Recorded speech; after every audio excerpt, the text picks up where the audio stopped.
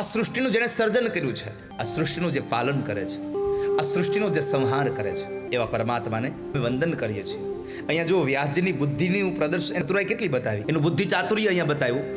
સત્યમ પરમ ધીમહિ લખી દીધું.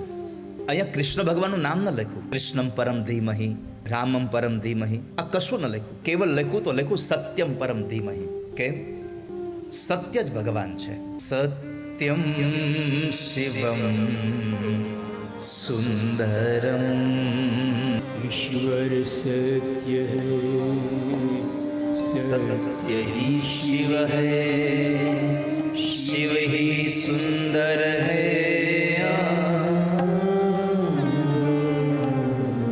ईश्वर सत्य है, सत्य शिव है, शिव यानी कि कल्याण, અને કલ્યાણ જેવો સંસારમાં બીજું કોઈ સુંદર નથી. શિવ ही સુંદર है. દુનિયામાં લોકો એમ કહેતા હોય છે કે આ બધું અમે કરીએ છીએ. ના, આપણે તો ખાલી માધ્યમ બનીને આવ્યા છે, બાકી આ સૃષ્ટિને હકાવવાનું કામ તો પરમાત્મા કરે છે.